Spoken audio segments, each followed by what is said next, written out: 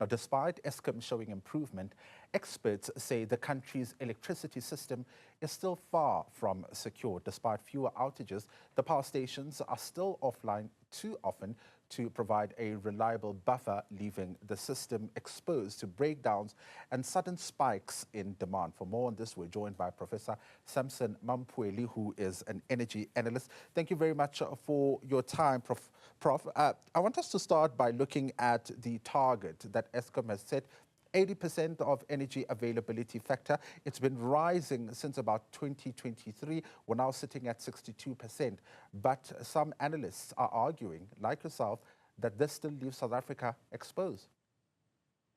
Good evening to you and the viewers. I've seen the article by Amabungane that talks about the 80% target. I'm not aware of that target. I rely on Eskom data. From what I know, Eskom, when we were doing the IRP 2025, they submitted 3 scenarios where they indicated what we call the actual energy availability factor, the base scenario, the low scenario, and the statistical forecast. And in all the scenarios, there's no 80% target, and this is captured in the IRP 2025. The target for 2025 is about 66% at most in all the scenarios. And that's the maximum. And 2026 is still about 66%. And then 2027 is 67%. And based on these targets, the IRP was then modeled to include new generation capacity that will then assist Eskom going forward.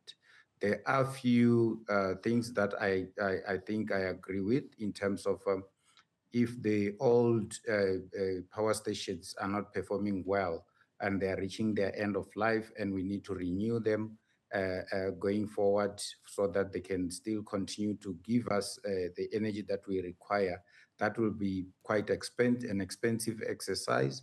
And if we go for an expensive exercise, it will then mean that the Eskom cost of generation of electricity will go high, and Eskom will not be able to compete with the other generators come the 1st of April if the new market is implemented. So that I agree with.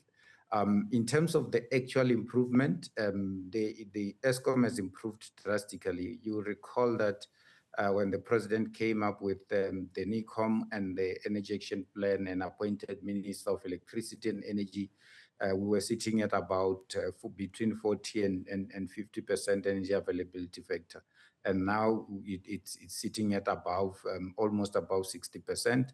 I've been tracking it. At some point, it was going up to 70% with some power stations, sometimes performing at about 80% energy availability factor. But the target, the Eskom target is not 80%, even up until 2030. Their maximum target is just over 70% energy availability factor. In terms of the exposure, if Eskom maintains the current situation, I don't think we'll be very much exposed. I think we will still be having a stable power supply, and we won't have load shedding.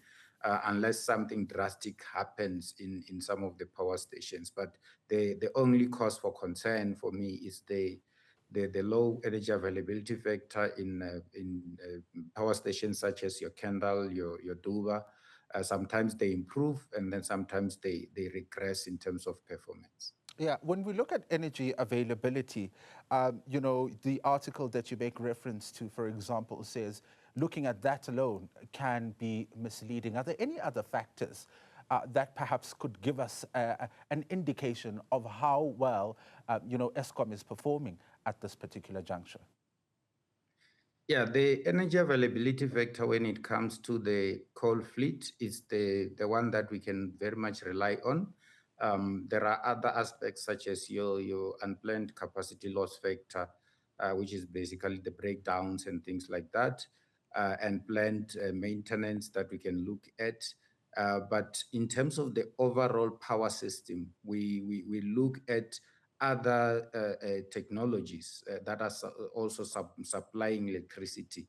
And we look at that in totality. We look at renewable energy, the impact of renewable energy on our power system. We've got a large contribution of solar and wind from the IPPs that has assisted us in terms of avoiding at least 2 stages of load shedding. People have got rooftop solar PV that we also take into consideration when we do energy planning. About close to 7 gigawatts that we took into consideration during the IRP 2025 planning. That also has a huge impact in terms of the performance of the power system as a whole, because when during the day when the sun is shining, people who've got small scale embedded generation, either behind the meter or embedded into the power system, they don't take electricity from the grid. Some of them actually feed electricity into the grid, and that has got an impact going forward. We're looking also at the large installations that will be coming from the IPPs, which is also taken into consideration in the IRP 2025. So I agree that we don't look only on the EAF when we look at the power system in general. We look at the various generators that are playing a role in all this. We also look at the EAF of your nuclear power station that has got much higher EAF than the coal fleet. If it's not down for maintenance or anything like that. And we have seen that we've benefited quite a lot from nuclear, even though there were times where the 2 reactors at Quebec Power Station were being refueled and renewed for them to continue for another 20 years to come. Yeah, last year, the minister was also talking about how a new bid window would be open for renewable energy, amongst others. And the gas was, in fact, one of the main focus areas, and saying that, in fact, the master plan and implementation framework would then set the scene. Do you agree with that particular strategy? Yeah, so if you look at the fact that we have some old fleet that might need to be decommissioned, we will need some transition kind of fuel, and gas is seen as that kind of a fuel. The IRP does have a provision for gas. I think it's in the region of 6 gigawatts that we need to have gas to power. The challenge with gas is that we're expecting what we call the gas cliff. The wells in Mozambique are drying up, where we know we get most of our gas. Minister has been looking at various sources where they can import liquefied natural gas, and LNG via various terminals into the country. And it is also been looking at the impact in terms of the cost of importing the gas. We do have gas reserves in South Africa, the shale gas in the Karoo and all that. The problem is that environmental groups are very much against us doing exploration in those gas reserves, which basically means that we need to, for now, rely on external supply of gas. But if we're using it as a transition fuel, we don't have to, we might have to run it for a short period of time, which basically means that we can do with the gas imports for a short period of time. But if you want to use gas in a long-term kind of a power system planning, we will need domestic reserves so that the cost of generation does not skyrocket. And that if the cost of generation skyrockets, then the electricity prices are affected. And the generators who are using gas, for instance, Eskom, will not be able to compete in terms of price of electricity with the other IPPs when the new market starts to be implemented through NTCSA. Yeah, one of the other factors when looking at exposure is the issue of expanding the transmission network, but also, dealing or with the declining distribution networks. Yeah, so we have two issues there. The first one is that we need to build about 14,000 kilometers of transmission lines. And we also need, that is in the Eskom Transmission Development Plan. And we also need to have the distribution networks at municipality level.